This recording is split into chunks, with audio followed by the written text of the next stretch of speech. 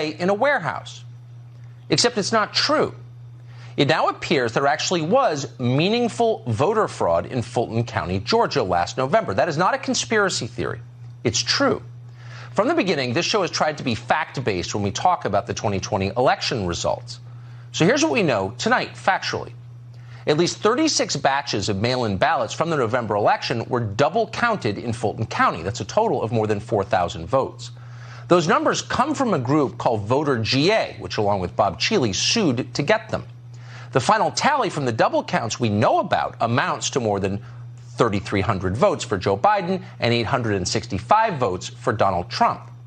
Now, before you dismiss Bob Cheeley and Voter GA as dishonest partisan actors, keep in mind that the strongly left-of-center Atlanta Journal-Constitution appears to agree with this, at least in outline. The newspaper reviewed the available digital ballot images independently and concluded that hundreds of ballots were improperly duplicated. What does that look like exactly?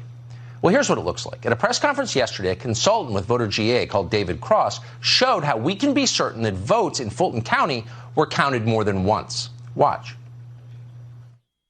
What I'm going to show you here is two ballots side by side. One of them is marked for Jason Shaw, and it's got a little squiggle mark next to it. You can see it's got the identical mark on the second one. And the ballot image is stored up here on the top left. So this one over here is scanner 5162. That's scanner number 3. Batch number 235, image number 19. And that matches 234, image 59. So you have the same ballot counted twice in the images and counted in the audit. How that's possible, I don't know. How's that possible? I don't know. Every American should want to know, because the answer gets to the heart of the integrity of our elections, otherwise known as our democracy. We're not talking about a couple of ballots here. We're talking about a lot of ballots, at least hundreds of ballots involved, enough potentially to affect the outcome of the election. Here's another example. Here's one of the next ones. All right, so same batch, number 234, image number 2, and 235, image number 61.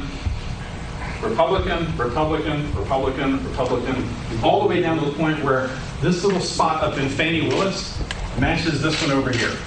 There's no question that that ballot was counted twice. So what's the explanation for this? Well, if you ask Fulton County, these discrepancies, the ones you just saw on the screen, were isolated incidents. Just a handful of bad ballots happens all the time. The county claims that any errors were caught in previous recounts. The problem is that neither one of those claims is true. Surveillance footage obtained by Voter GA appears to show large numbers of ballots being scanned multiple times. Pay attention in the tape we're showing you to the woman wearing yellow at the desk. According to Voter GA, she slides ballots into a scanning machine, removes the ballots, and then reinserts the same ballots. This happens multiple times. The question is, how many times were those ballots counted? Was each vote counted more than once? Fulton County won't answer that question. Now, one way to know the answer would be to check what are called audit tally sheets. Tellingly, for months after the presidential election, Fulton County failed to provide more than 100,000 of those tally sheets, including 50,000 of them for mail-in ballots. When Voter GA finally forced Fulton County to turn over the tally sheets, the conclusion was stunning. Here's what the audit found. Quote, 7 falsified audit tally sheets containing fabricated vote totals. For example, a batch containing 59 actual ballot images for Joe Biden and 42 for Donald Trump was reported as 100 for Biden and 0 for Trump. The 7 batches of ballot images with 554 votes for Joe Biden, 140 votes for Donald Trump, and 11 votes for Joe Jorgensen had tally sheets in the audit falsified to show 850 votes for Biden, 0 votes for Trump, and 0 votes for Jorgensen. Wait, did you just follow that? How is that not flat-out criminal fraud? We'd love to know, because it certainly sounds like flat-out criminal fraud. We've obtained photographs showing what went on during the recount process for mail-in ballots in Fulton County. These pictures were taken by a whistleblower who participated in the recount. She said she noticed something odd as she did. None of the ballots that she saw had any creases on them. You can see the stacks of unfolded ballots on your screen now. That's strange because, of course, mail-in ballots need to be bent in order to be mailed in. These ballots clearly had never been inside an envelope. And then the whistleblower noticed something else. All of the ballots, the whistleblower tells us, have been filled out by a printer, not by hand. And many of them supported the exact same candidates, Democrats, including Joe Biden. Voter GA detected a series of other apparent irregularities in the recount. The group's audit found, for example, that, quote, over 200 Fulton County mail-in ballot images contained votes that were not included in the hand count audit results for the November election. Now, why is that? We don't know.